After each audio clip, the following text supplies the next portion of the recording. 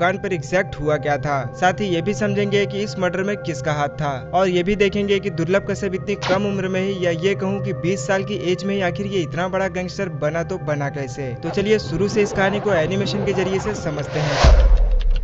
8 नवंबर 2000 वो दिन था जब मध्य प्रदेश के उज्जैन के एक शहर अब्दालपुर में दुर्लभ कश्यप का जन्म होता है, जहां मां का नाम पद्मा था जो उज्जैन में एक स्कूल में टीचर थी, और पिता का नाम था मनोज कश्यप जो अपना खुद का ही बिजनेस चलाते थे। बच्चे का नाम दुर्लभ इसके माता पिता ने इसलिए रखा था क्योंकि कई मिन्नतों के बाद उन्हें एक संतान हुई थी, और माँ को पूरा भरोसा था कि हमारा बेटा बड़ा होकर बड़ा काम जरूर करेगा। लेकिन किसे पता था कि ये बड़ा काम क्राइम की दुनिया की तरफ होगा। खैर क्लास 8 और 9th में ही दुर्लभ अपने स्कूल में पढ़ने वाले बच्चों के बीच होने वाले झगड़ों को सॉल्व करने के लिए बीच में जाया करता था, और लकीली उन्हें सॉल्व भी कर देता था। देखते ही देखते स्कूल के सारे बच्चों के बीच में कश्यप का दबदबा बढ़ने लग गया था, और महज 16 साल की उम्र में ही अपने स्कूल के साथ कश्यप आसपास के इलाकों में भी काफी ज्यादा फेमस हो गया था। जहाँ छोटी मोटी लड़ाइयाँ हो या कोई और काम हो, लोग दुर्लभ के ही पास आने लगे थे। लोग उसे प्यार से कोहिनूर बुलाने लगे, और इसी सब के चलते दुर्लभ का पढ़ाई में मन ही नहीं लगता था, और क्लास 10 तक आते आते दुर्लभ की पढ़ाई पूरी तरीके से छूट जाती है। अभी समय तक दुर्लभ को यह बात समझ आ गया था कि उसे किस काम को करने में ज्यादा खुशी मिलती है, और अब दुर्लभ की सोच ये बन गई थी कि उसे उज्जैन का, या ये कहूँ कि गैंगस्टर की दुनिया का सबसे बड़ा डॉन बनने की इच्छा उसके दिल में आ गई थी। खैर ये वो समय था जब एक रैली के दौरान दुर्लभ की मुलाकात ऐसे ही क्राइम करने वाले लोगों से होने लगी, जिसमें सबसे खतरनाक था ये हेमंत वाड़िया उर्फ बौखला।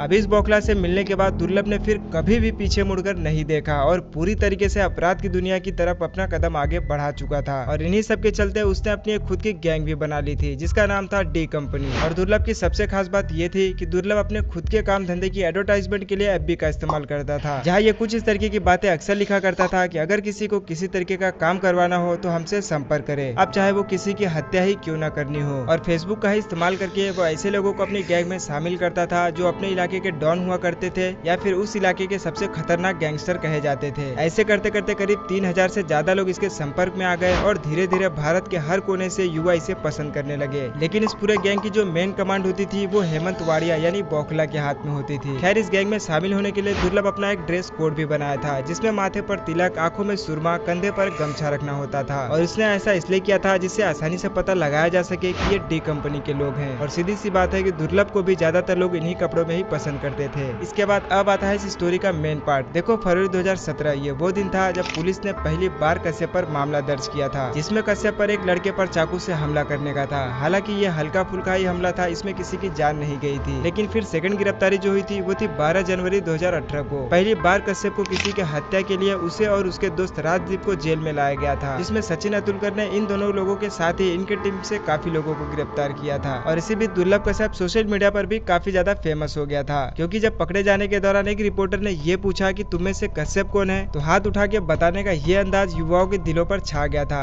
जो इस तरीके के कामों को किया करते थे। और इसके बाद दुर्लभ की पॉपुलैरिटी और भी ज्यादा बढ़ गई, और उस समय जब दुर्लभ को गिरफ्तार किया गया था तो उसे शुरू में उज्जैन के एक जेल में रखा गया था, जहाँ सचिन अतुलकर ने कश्यप को ये भी बात कही थी कि कश्यप जब तक तुम जेल में हो तभी तक सुरक्षित हो, क्योंकि इतनी छोटी उम्र में ही तुमने इतने ज्यादा दुश्मन पाल लिए हैं कि बाहर निकलते ही कोई भी तुम्हें मार देगा। और हुआ भी कुछ ऐसा ही। खैर टॉपिक पर वापस आते हैं। नाबालिग होने की वजह से कश्यप ने हाई कोर्ट में अपील की, तो हाई कोर्ट ने उसे बाल सुधार केंद्र में भेजने का फैसला कर दिया। कुछ महीने वहाँ अकेले बिताने के बाद वो काफी ज्यादा सुधर गया था, और जेल से बाहर आने के बाद वो खुद का बिजनेस भी शुरू करना चाहता था। लेकिन इसी बीच आ गया था 2020, जहाँ पूरे देश में लॉकडाउन की स्थिति हो गई थी। तो उस समय दुर्लभ ने भी बिजनेस का प्लान कैंसिल करके इंदौर से मजबूरन दुर्लभ को उज्जैन अपनी माँ के पास आना पड़ा। यहाँ आपको एक बात ये पता होनी चाहिए कि दुर्लभ के माता पिता के आपस में ना बनने की वजह से ही ये अलग अलग रहते थे, जिसमें कश्यप कभी अपने माँ के पास रहता था, कभी अपने पिता के पास, क्योंकि वो दोनों से ही बहुत ही ज्यादा प्यार करता था। खैर आखिर वो दिन आ गया जब लॉकडाउन की वजह से दुर्लभ उज्जैन अपने मम्मी के यहाँ पर आ जाता है, और कुछ महीने यहाँ रहने के बाद और लॉकडाउन का लंबा समय चलने की वजह से वो इस बात से काफी ज्यादा ऊब जाता है, और कॉल करके 6 सितंबर 2020 को अपने दोस्तों को घर पर खाने के लिए इनवाइट कर देता है, क्योंकि 6 सितंबर तक लॉकडाउन की स्थिति भी काफी ज्यादा नॉर्मल हो चुकी थी। इसके बाद दुर्लभ के सभी दोस्त उसके घर आते हैं, और फिर रात का खाना खाते हैं और कुछ बातचीत करते हैं। तभी दुर्लभ के दोस्त का मन बाहर जाकर चाय और सिगरेट पीने का करता है। लेकिन दिक्कत ये थी कि इस समय तक रात के 1 बज चुके थे, और रात के 1 बजे तक चाय की सभी दुकानें बंद हो जाती है। तभी इनमें से एक दोस्त ये कहता है कि मैं अभी हेलावाड़ी क्षेत्र से ही आ रहा हूँ, और मैं हेलावाड़ी में एक चाय की दुकान को जानता हूँ जो रात भर खुली खुली रहती है। तभी करीब रात के 1 बजे सभी अपनी बाइक्स उठाकर हेलावाड़ी की उस दुकान की तरफ निकल जाते हैं, जहाँ सभी पहुंचकर चाय पी रहे होते हैं कि वहाँ पर अपनी कार से कुछ और लोग पहुंच जाते हैं। रुको, ये तो समझ लो कि आखिर ये लोग है कौन। देखो, जिस इलाके में अभी दुर्लभ बैठा है ये हेलावाड़ी है, और इस इलाके में जिस गैंग का दबदबा चलता था वो था केकेसी यानी कुत्ता कमीना चीज, जिसका लीडर था रमीज खान। और अभी यहाँ पे इसी गैंग के मेंबर मौजूद है। यही है केकेसी के लोग, जिसमें ये शहनवाज इसमें से सबसे खास है। और यहाँ बैठा है ये सादाब जहरीला, जो कि शहनवाज का भाई था। अब केकेसी के लोग इस समय यहाँ पर इसलिए पहुंच गए क्योंकि जिस चाय की दुकान पर ये लोग बैठे हैं ये इसी ग्रुप के लीडर रमीज का भाई चलाता था, जिसका नाम था अमन उर्फ भूरा। अब यहाँ पर यह भी हो सकता है कि शायद हो सकता है कि कश्यप के यहाँ होने की खबर इसी ने दी हो। खैर, जब यहाँ पर केकेसी और डी कंपनी दोनों आमने सामने आ जाती है तो दोनों में बहुत ही भयानक बहस हो जाती है। और बहस में कश्यप को इतना ज्यादा गुस्सा आ जाता है कि उसने फौरन अपनी पिस्टल निकाली और सीधा शहनवाज पर गोली चला दी, बिना कुछ भी सोचे समझे। हालांकि किस्मत अच्छी हुई और गोली हल्की से मिस हो गई और गले के पास से गुजर गई। फिर क्या, शहनवाज के गिरते ही बाकी के लोग गुस्से में कश्यप पर हमला कर देते हैं। बाकी कश्यप के दोस्त के पास कोई हथियार ना होने की वजह से ये सब भागने लगे, और दोस्तों को भागता हुआ देख कश्यप कुछ समझ नहीं पाया और भागने की वो भी कोशिश करने लगा। आप यहाँ पे ये भी जानकर हैरान हो जाओगे कि भागने वाले कश्यप के सारे खास दोस्त